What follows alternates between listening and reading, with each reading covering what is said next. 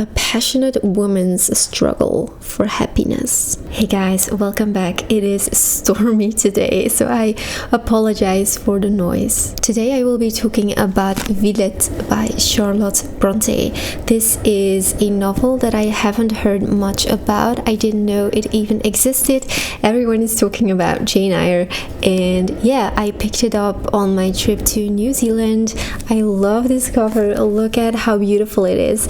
And yeah, I cannot wait to discuss this with you. This novel was written in 1853 and it is partly autobiographical, which is very interesting because it is based on Charlotte's own experience as a teacher during her period in Brussels. Charlotte wasn't happy there. She missed her family. She felt very lonely. She was kind of depressed, and she was also having feelings for a married man. This was her third and final work. She wrote A Professor earlier, which is kind of the same as this book, but it was an early version. It wasn't well received. It wasn't popular, and it was rejected. Later, she turned that novel into Villette. The main character's name is Lucy Snow, and at a certain moment, she changed that last name to Frost, Lucy Frost, and she wrote a letter to her publisher saying that she regretted her decision, and if it was still possible,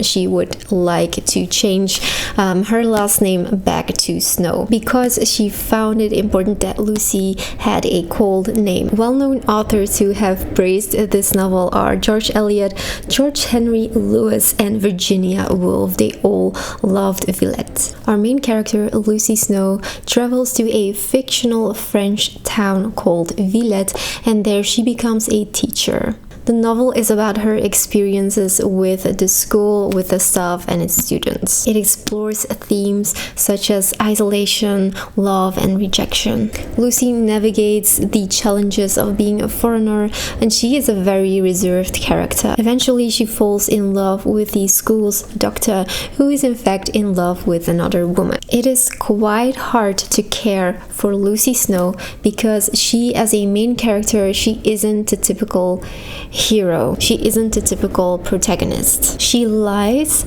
she withholds information, and she deceives you. I think she must be one of the most passive protagonists that I have ever read. I did struggle with her as a main character because it feels like Lucy shouldn't have been the main character, if you know what I mean.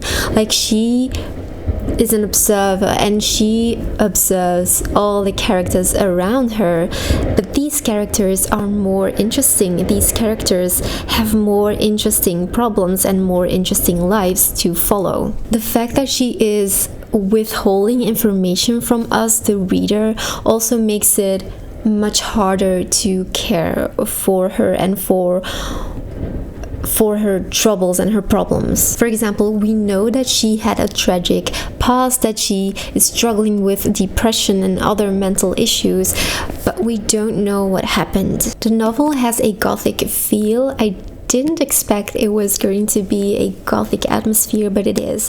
The school feels suffocating. We have the mysterious gardens and the halls and the corridors. It all feels very mysterious and also very claustrophobic.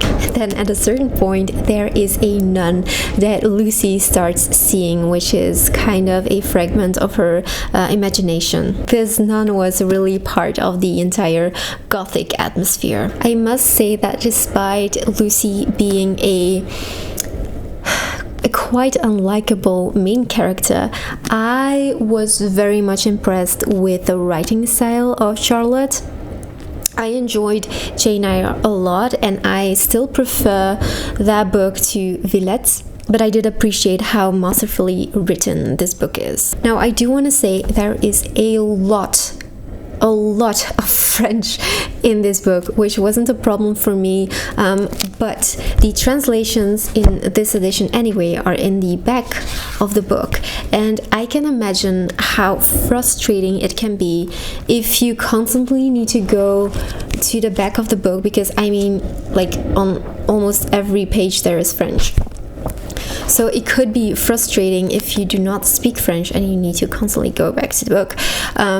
My tip is, when you're interested in reading Villette and you don't speak French, get yourself an edition where the translated French is on the same page, like in the footnotes. It'll make it so much less frustrating. If you pick up this book, notice how the narrative is filled with coldness, cold ice, snow, all of these very cold things. The novel feels very slow. There were parts where I struggled to get through the narrative, especially because Lucy doesn't push the plot forward. The other characters do. But I'd say that the novel's strength doesn't lie in the plot, but in Lucy's personality and in how masterfully written it all is. I also want to mention that there is an open ending, so if you hate open endings, this might not be for you. I'm glad I have read this book. Let me know in the comments if this book is on your list,